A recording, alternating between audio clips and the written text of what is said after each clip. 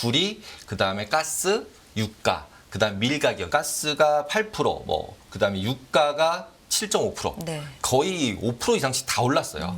그러니까 결국 이건 뭐를 얘기하냐면 인플레이잖아요. 근데 지금 우리 인플레이 없어졌다고 그러고 고용 좋다고 얘기하고 있었잖아요. 지금 유가에 대해서 베팅하는 거는 되게 위험한 느낌인 것 같아요. 왜냐하면 미국이랑 반하는 행동을 하고 있는 거잖아요. 그래서 이제 금요일 날 같은 경우에 올라간 거에 가장 큰 이유는 저는 이제 그 인플레이션, 유가들이나 이런 것들이 올라가고 있는 부분이랑 두 번째는 저는 골디락스하고 이제 옵션 같은 경우는 이렇게 대부분 67%가 레버리지 펀드들이 스프레드라는 거에 붙어 있어요.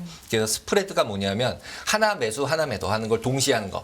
특히 여기서 포커스해야 되는 건 레버리지 펀드랑 에셋 매니저예요. 왜냐하면 여기 둘은 방향성 베팅을 하고 있는 거고 딜러 인터미디어리는 그냥 해칭하고 있는 거예요. 두 명 쪽이 어떻게 변하는지 좀 자세히 보면서 하면 좋을 것 같다. 최빈강 대표 나와 계십니다. 안녕하십니까? 안녕하세요. 안녕하십니까? 네. 자, 매매 동향부터 좀 살펴보겠습니다. 지난주는 뭐 계속해서 말씀드렸는데 배드 이즈 굿이었죠. 네, 제목이 배드 이즈 굿이죠, 그냥. 좋아요. 배드 이즈 굿. 금요일 날은 고용은 확실하게 굿이었는데 음봉이었잖아요. 맞아요. 네. 그래서 그 한 주 리뷰를 보고 그 과거 지난주까지는 저희가 이제 뭐 해외 주식 개인들이 뭐 했나 있는데 네. 솔직히 제가 계속 하다 보니까 네. 주식은 잘 몰라서 빼기로 했습니다. 아유, 무슨 그런. 잘 몰라서 빼기로 해서 아유. 전체 시장들 분위기를 보는 리뷰를 한번 보고 그 다음에 대신에 그 CFTC 미국에 있는 선물 투자자들이 매매 동향을 그러니까 화요일 날 종가로 네. 금요일 날 발표를 해줘요. 오피셜하게 CME 거래소에서. 그래서 그거를 자료를 가져다가 그러면 이걸 어떻게 해석을 해서 볼까? 투자자별로. 그래서 그 투자자들 그러니까 국내 투자자들 거 빼고 해외 투자자들 걸로 바꿔서 설명을 한번 드려보도록 하겠습니다. 좋습니다. 지난주 보시면 앞부분에서 이미 다 말씀을 하셨겠지만 그냥 한 줄로 딱 요약하면 배드 이즈 굿 맞고 근데 금요일 날은 굿이었는데 왜 빠졌지? 왜 못 올라가고? 이렇게 생각을 해보면 미리 다 앞부분에서 월화수에서 다 그냥 반영했다라는 게 제 생각이고요. 그리고 배드 이즈 굿이라고 생각을 하고 있었고 그 부분을 맨 마지막에 있었을 때 완전하게 침체가 안 되겠구나라고까지 확인을 한 것 같은 느낌. 실제로 나머지 경제 지표들을 보면 굉장히 침체가 일 것 같은 펀더멘탈도 많이 나오잖아요. 근데도 불구하고 뭐 이렇게 소비가 안 그러니까 이제 뭐 카드 연체 많아지고 뭐 PEF 뭐 상업용 부동산 얘기 다 없어졌지만 그거 그대로 다 있잖아요. 그렇죠. 그대로 다 있는데 갑자기 다 이제 침체 없어졌다고 그러려고 이제 막 그러고 있잖아요. 그래서 이제 그 부분 있어서도 결국 시장에서는 해석하고 싶은 거는 불리시하게 해석을 하고 싶구나. 거기다가 인디케이터들을 볼 때 실업률 같은 거 나온 것들을 볼 때도 결국은 3개월 평균만 자꾸 얘기하려고 그러더라고요. 뉴스들을 보다 보면 원래 이렇게 YOY 나오잖아요. 그 뭐 MOM 나오잖아요. 그러니까 월별 얼마 증가 아니면 작년 대비 얼마 증가 이게 나오는데 지금 최근에 뉴스를 보면은 그거 말고 그냥 3개월만 최근 3개월만 보면 굉장히 낮아. 그래서 그걸 곱하기 4 하면 쭉 가면 페드가 원하는 2% 나오는 거야. 이제 그러니까 실업률 같은 경우 실업률이 아니죠. 좋게 하고 싶은 거라는 거죠. 네. 그래서 이걸 되게 그쪽으로 해석하고 싶구나 시장이 그렇게 보여지는 상황이었다고 보시면 될 것 같습니다. 그리고 이제 금요일 날 나온 고용 지표 같은 경우 굉장히 좋게 나왔음에도 좋게 나왔다는 게 이제 실업률은 높고 고용은 좋고 이게 결국 그냥 앞에서 다 말씀하셨지만 분모가 계속 커져서 그냥 숫자가 높아지는 형태이기 때문에 실업률이 그렇기 때문에 기본적으로 보셨을 때는 되게 골디락스였다. 그리고 맨 마지막에 금리가 이제 확 오르니까 주가는 그냥 조정을 받았다. 근데 그 금리가 왜 올랐냐? 이 부분이 이제 제일 핵심인 것 같아요. 그 그래서 부분을 좀 자세하게 여기서 말씀해 그러니까 주세요. 움직인 걸 한번 보시면은 주식시장 1번 같은 경우 이제 졸트가 나왔어요. 졸트 딱 나오자마자 금리 보시면 밑으로 확 내렸죠. 네. 그리고 주가는 쫙 올라갔어요. 특히 뭐가 많이 올라갔냐면 나스닥하고 러셀이 쫙 더 많이 올라갔어요. 상대적으로 이때부터. 그리고 나서 끝까지 가서 보시면은 나스닥하고 러셀은 3.67%, 3.63% 정도가 올랐거든요. 네. 주간으로. 네. 그러니까 쭉 올라간 거에 비해서 뭐 다우 같은 경우 1.43%니까 저 밑에 있잖아요. 상대적으로는. 그럼 보시면은 밑에 가서 보시면은 당연히 금리가 내렸고 금리가 내리다 보니까 미국 금리 내리니까 달러가 약세가 됐고 그런 와중에 변동성은 떨어지고 이런 모습을 보였어요. 그러면 일단 졸트에서 굉장히 제일 크게 모든 걸 방향을 잡아줬다. 잡 오프닝이 많이 늘어나지 않는 걸로. 그다음에 2번 이 목요일이에요. PC가 나온 날이거든요. PC가 나와서 PC 나오면서 결국은 달러가 또 더 강세가 돼요. 여기서는. 그러니까 이 상황이 되게 이제 애매한 거죠. 페드가 목표치를 잘 달성할 수 있을 것 같아라는 걸로 2% 목표치에 달성할 수 있을 것 같아. 그러면서 디스인플레이션도 가능할 것 같아. 이런 상황이면 실제로 금리가 내려가잖아요. 그러니까 금리가 내려가면 원래는 앞에처럼 금리 내려가면 달러도 내려가야 되잖아요. 근데 여기서 달러가 올라가잖아요. 네. 그러니까 이제 여기서부터 이제 헷갈려지기 시작하는 거죠. 예. 근데 달러가 올라가는 얘기는 기본적으로 상대적으로 다른 나라 통화 대비 달러가 더 좋다는 거잖아요. 예. 그러니까 외환은 뭐 상품이라고 표현하기보다는 교환이라고 계속 제가 말씀을 드리잖아요. 이거 주면 이거 받는 거잖아요. 네. 그렇게 생각을 하시면 될 것 같아서 이 부분부터 이거 약간 헷갈린다라고 시장은 목요일날 바뀐 거고 그 와중에 주식은 계속 올랐죠. 디스인플레이션 확인하고 금리 빠지니까. 그래서 마찬가지로 금요일이 됐어요. 근데 금요일 날은 보시면 금리가 왕창 올랐죠. 근데 시작할 때는 골디락스 나오면서 주가가 상승해서 시작을 했는데 이제 끝나면서는 금리가 올라가면 속도가 너무 빠르니까 줄줄줄 빠지면서 끝났어요. 그 금리가 왜 오른 거예요? 금리가 여기서 이제 오른 거를 생각할 때 이제 여러 가지 요인들을 많이 얘기를 하시잖아요. 뭐 이제 수급이 안 좋아질 거다, 뭐 국채 발행 많이 한다. 근데 저는 이 부분을 봤을 때는 일단은 여기서 이제 외환 차트로 보시면은 아까처럼 화요일이에요. 화요일 날도 보시면은 유로 같은 경우 보시면은 호주 달러, 이 하늘색이 호주 달러거든요. 호주 달러가 화요일 날 확 내려가고 있었는데 딱 발표 나면서 확 올라가죠. 그러니까 달러가 약세가 되는 거죠. 금리 빠지면서 졸트 나오면서 이게 졸트예요. 예, 네. 졸트 때 움직임이에요. 네. 그러면 이렇게 움직이는 게 보여지면서 달러가 약세가 되는 거는 되게 모든 나라한테 해피한 상황이잖아요. 그래서 괜찮아라고 느꼈는데 화요일 날 아까 반대로 갔다 그랬잖아요. 그럼 보시면 금리가 빠졌는데 얘네들이 올라가고 있는 거죠. 얘네들도 지금 마찬가지로. 그리고 여기서 보면 확 이렇게 올라가고 있었는데 확 꺾이죠. 이번에서도. 그러니까 결국은 여기 부분에서는 뭔가 다른 게 나왔구나라고 보실 수 있고 수요일 날은 그게 뭐였냐면 유럽의 CPI들이에요. 유럽은 물가가 계속 나빠요. 그러니까 인플레이션이 계속 있어요. 인플레이션이 계속 있으니까 금리를 내리지 못할 것 같아요. 그러니까 우리나라나 이쪽은 금리를 안 올릴 것 같으니까 자꾸 더 약세로 가는 거고 미국은 금리를 올리니까 미국도 올리고 유럽도 올리면 그냥 같이 갈 수 있잖아요. 그러니까 변동이 별로 없는 거죠. 그래서 보시면 주간으로 보시면 변동폭이 별로 없어요. 네. 유로나 이제 호주 달러 같은 경우. 그 상황으로 갔다가 금요일 날 보시면 이제 변동폭이 커져요. 호주 달러가 완전히 밑으로 내려가 버리고 금리는 완전히 올라가고 그러면서 여기 사이에 보시면은 중간 거가 이제 뭐냐면 구리, 그다음에 가스, 유가, 그다음 밀 가격이에요. 그러니까 결국 커머디티죠. 근데 커머디티 가격이 얼마 올랐냐면 지난주에 그 가스가 8%, 뭐 그다음에 유가가 7.5%, 네. 거의 5% 이상씩 다 올랐어요. 그러니까 결국 이건 뭐를 얘기하냐면 인플레이잖아요. 근데 지금 우리 인플레 없어졌다고 그러고 고용 좋다고 얘기하고 있었잖아요. 지금 계속.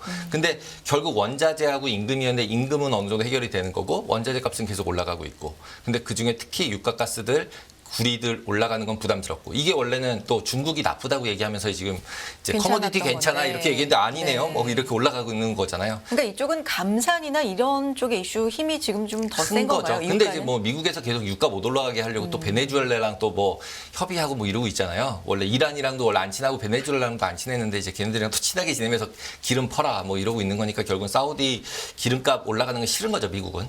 예. 그래서 기름 유가에 대해서 베팅하는 거는 되게 위험한 느낌인 것 같아요. 왜냐하면 미국이랑 반하는 행동을 하고 있는 거잖아요. 일단 미국한테 반하는 행동은 하면 안 된다라는 게 지금 최근에 그 트레이딩 할 때 가장 핵심인 것 같기 때문에 예, 거꾸로. 그래서 이제 금요일 날 같은 경우 올라간 거에 가장 큰 이유는 저는 이제 그 인플레이션, 유가들이나 이런 것들이 올라가고 있는 부분이랑 두 번째는 저는 골디락스라고 생각을 해요. 골디락스가 되면서 침체가 없어지면 뒤에서 이제 보시면 쭉 뒤에서 한번 다시 그 일드 커브 보면서 네네네네. 말씀을 드릴게요. 보시면은 지금까지 오히려 10년이나 장기채는 고평가였다라고 생각하는 거죠. 고평가였다는 얘기는 금리가 낮았는데 그 낮았던 이유가 뭐냐면 침체 올 거니까거든요. 근데 금요일 날 나온 데이터로 보면 침체가 오지 않을 것 같다는 거잖아요. 지금 계속 이제 오면서 실업률이 이렇게 되면 침체 안 올 것 같아. 그다음에 뭐 섹터 로테이션 되면서 침체가 오기 때문에 전체는 침체가 아니야. 뭐 이런 얘기 계속 하고 있잖아요. 그럼 침체가 안 온다는 얘기는 금리가 어느 정도 유지가 돼도 상관이 없다는 얘기잖아요. 침체가 오면은 그거를 방어하기 위해서 금리를 내리겠다는 게 기본적인 생각이니까.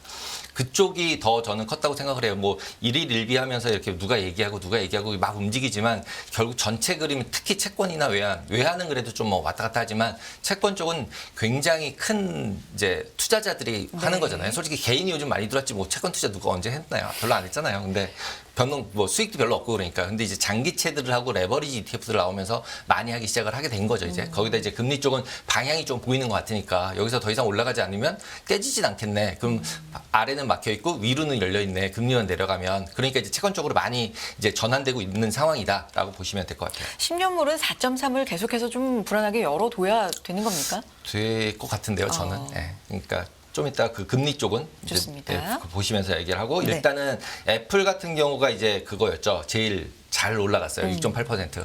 그럼 그냥 이제 15 발표될 거니까 그리고 잘 안 팔릴 거라 그랬다가 또 뭐 잘 팔린다고 네네. 하니까 그러니까 또 가는 거죠. 그리고 이제 그 관련해서 삼성전자도 저는 약간은 엔비디아 이슈도 있지만 애플도 있을 것 같아요.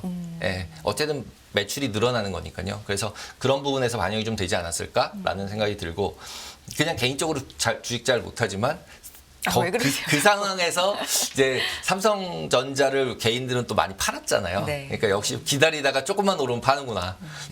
마이너스 날 땐 끝까지 버티다가 그런 생각이 좀 들었었어요. 그래서 아 이게 트레이딩을 자꾸 샀다 팔았다 많이 하는 게 확실히 수익률에는 도움이 안 되겠구나 이런 생각이 들었습니다. 네. 그리고 이제 지난주에 이제 그 지표 나왔던 것들 앞부분에서 너무 잘 설명들을 다 해주셨으니까 별로 볼 거 없을 것 같고 지금 앞부분에서 또 다른 부분들께서 다 해주셨잖아요. 패널님 이번 주에 봐야 될 것들. 근데 짚어주시지 않은 것 중에 저는 이제 무역 수지 부분들이 이번 주에 발표가 돼요. 무역 수지. 네. 네. 미국이랑 중국이랑 무역 수지가 발표가 되는데 원래 외환에서 가장 핵심이 되는 게 원래 무역 수지였는데 요즘 무역 수지를 중요한 데이터라고 안 보더라고요.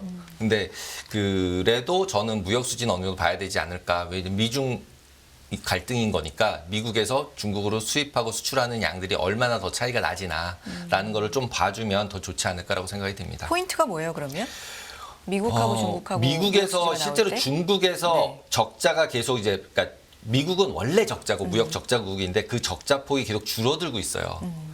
옛날엔 왜냐하면 당연히 자기가 만드는 게 많아지니까 수입을 덜 할 거잖아요. 그러니까 그런 것들이 그 무역 수입 적자 폭에 나오는 거고 그러다 보면 당연히 중국에서 수입하는 게 적어지는 거잖아요. 그러면은 결국은 중국에서 수입하는 게 적어진다는 얘기는 중국에 달러가 없죠. 그러면 딱 미국 자꾸 중국이 미국 채권 가지고 뭐 이렇게 작업하려고 한다. 미국 채권 판다. 뭐 이런 이제 뇌피셜들 많이 나오는데 곰곰이 생각해 보면 수출이 잘 돼서 달러를 받으면 그 달러 가지고 할 게 없잖아요. 그래서 국채를 샀던 거예요. 그랬는데 이제 자기가 수출해가지고 받는 양이 줄어들었잖아요. 네. 그러니까 그냥 덜 사는 거예요. 제가 볼 땐 그래요. 그냥 그걸 뭘 그렇게 막 복잡하게 생각할 게 아니라 그냥 돈 들어와서 그냥 사는 건데 그리고 돈 안 들어와서 안 사는 건데. 단순하게 보면. 네, 단순하게 보면 그렇게 그냥 저는 생각이 듭니다. 그래서 네. 기본적으로 미국 경기 침체 부분에 있어서는 그 경기 침체가 안 되는 쪽으로 간 게 금리가 올라가는데 가장 큰 영향을 미치지 않았나라고 생각을 합니다. 네. 그리고 이제 패드와치 보시면은 지난주 거고 이제 지지난주 거고 지난주 건데 보시면은 이제 딱 여기 11월, 12월에 금리 인상 안 하는 걸 확 내려버렸어요. 예, 이거 두 개가 제일 컸고 나머지 빨간색들 점점점 거는 게 다 25bp씩 다 내려왔어요. 그래서 아 이렇게 따지면은 스테이 롱 거는 하는데 그래서 저는 여기 부분 내려온 게 제일 5월 달에다 제가 색칠을 한 게 5월 달에 진짜 금리 인하할 수 있을까? 내년 5월. 내년 5월에? 네. 이게 지금 5월 갔다 6월 갔다 5월 갔다 6월 갔다 왔다 갔다 하고 있거든요. 금리 인하의 시작. 그러니까 이제 이 포인트가 저는 제일 중요한 포인트가 언제 시작을 할 거냐. 스테이 롱 거면 끝까지 이걸 더 갈 것 같거든요. 저는.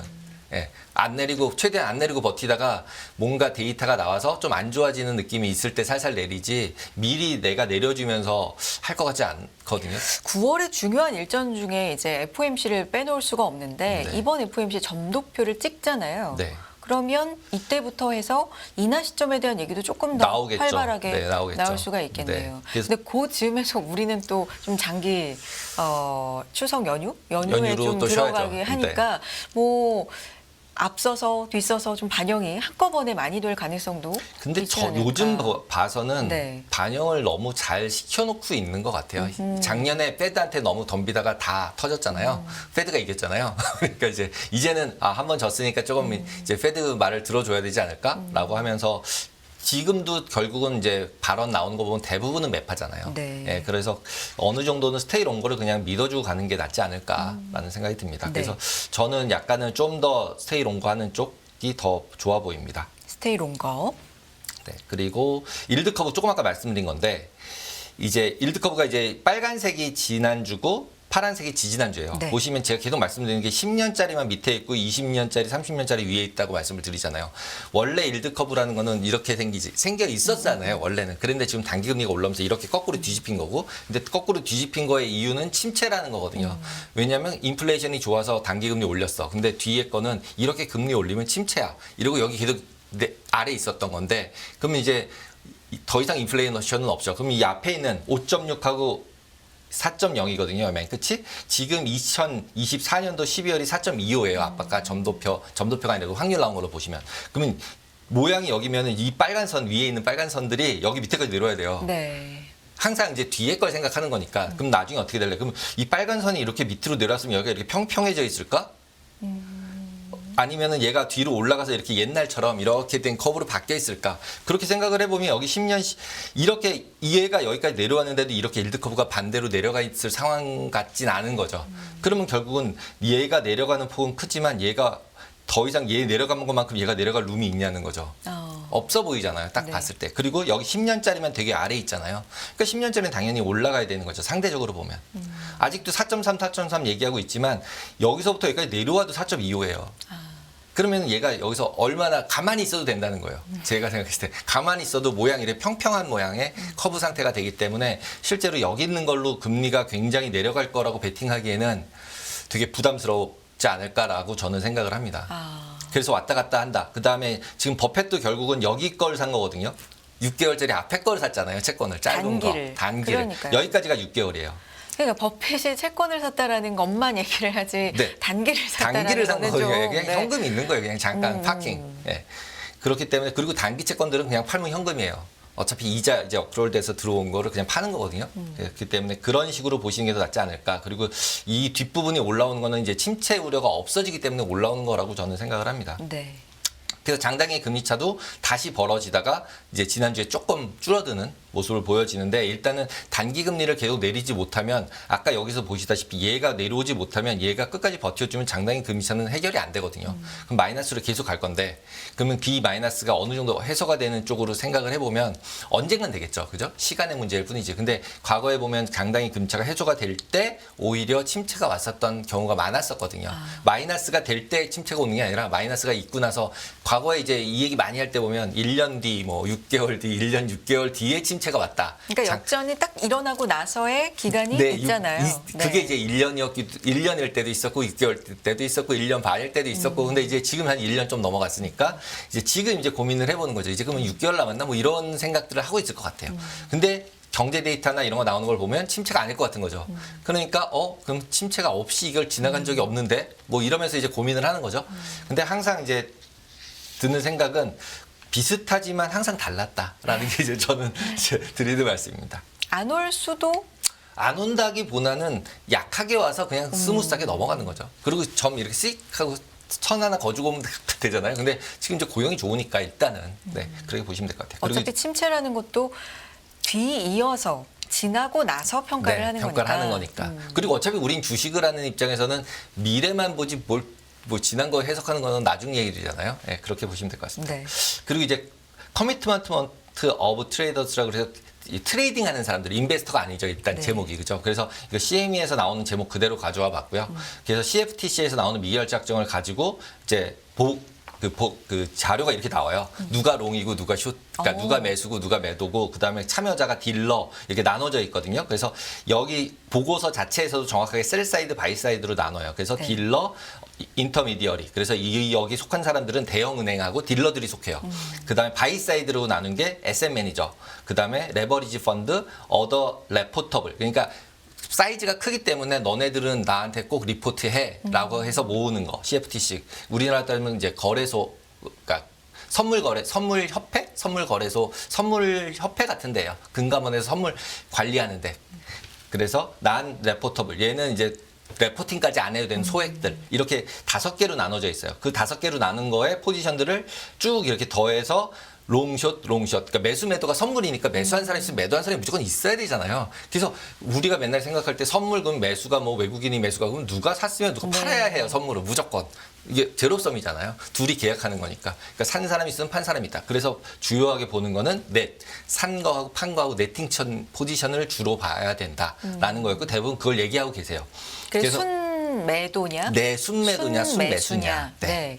계약수를 보면 엄청 차이가 나니까. 네. 그래서 네트로 된 걸 보시면은 자산운용사는 항상 매수예요. 네. 그 파란색이 자산운용사거든요. 그래서 자산운용사는 항상 매수고, 근데 이 매수는 결국은 레버리지 ETF들이나 주식 웨이트 조정하는 거에 굉장히 더 포커스해서 가지고 있는 포지션이다. 이렇게 보시면 될 것 같고, 그에 반해서 선물 조금 아까 말씀드렸듯이 누가 매수면 누군 다 매도일 거 아니에요. 그렇죠. 얘가 이렇게 혼자 매수가 많으니까 다 매도예요.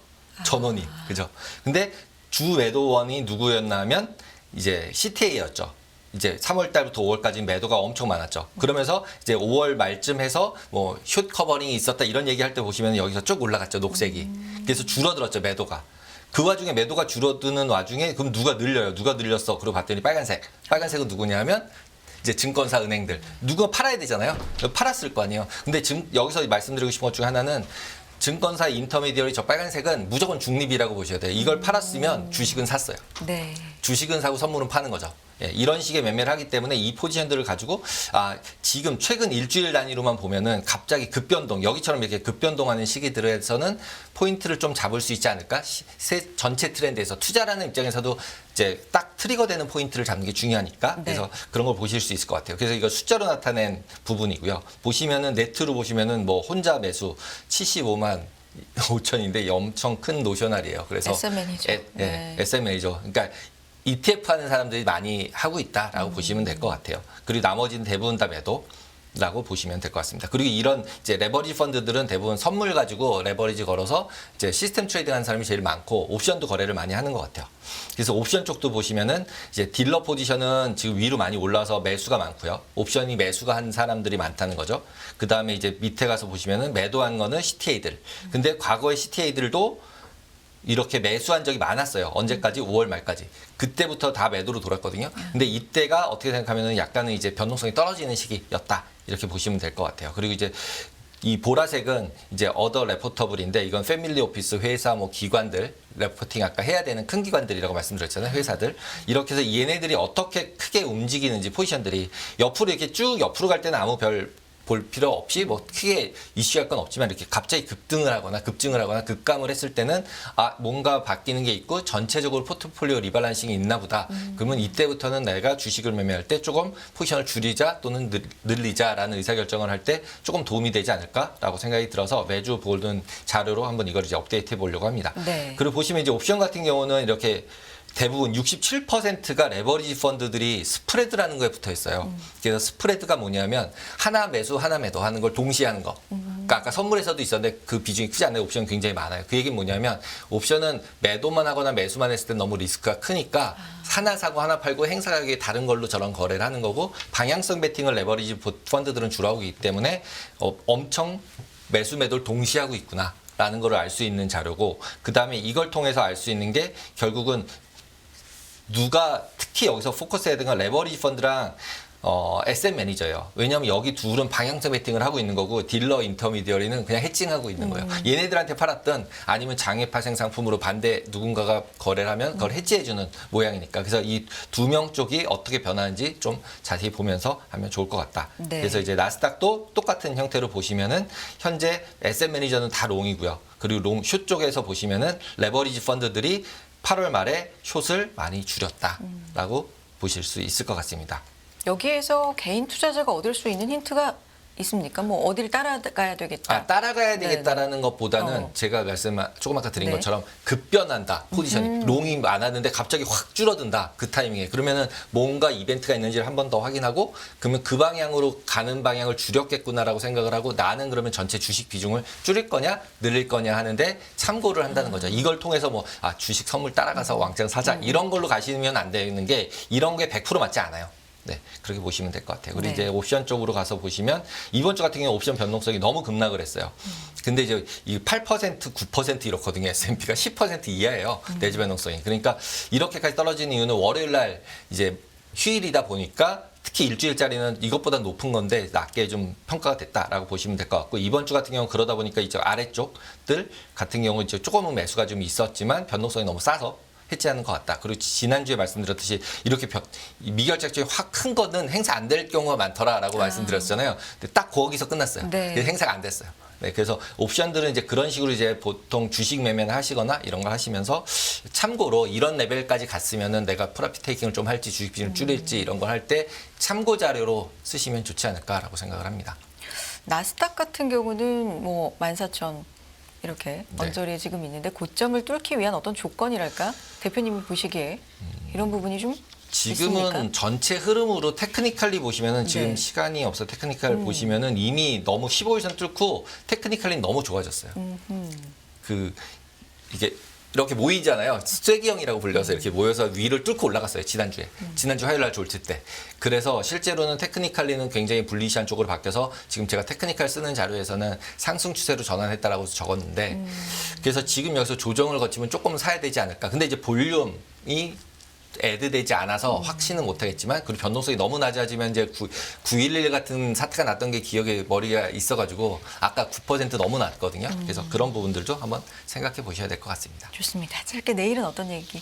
내일은 지금 이제 저는 이제 내일 보통 얘기하는 것들이 뉴스들을 네. 중에서 뉴스들 나온 거를 이제 저는 어떻게 해석을 하겠다라는 거에서 지금 이제 저도 포커스가 이제 중국이어가지고 네. 중국을 지금 사야 되나 말아야 되나 되게 고민스러운 것 같아요. 그래서 네. 이제 전문가분이 얘기한 거를 보고 거기서 이런 거는 나는 이렇게 생각이 든다 이런 쪽으로 한번 얘기를 해보려고 합니다. 좋습니다. 중국을 사야 되냐 말아야 되냐 내일 함께 또 고민해 보겠고요. 테이블랩의 케빈강 대표였습니다. 고맙습니다. 감사합니다.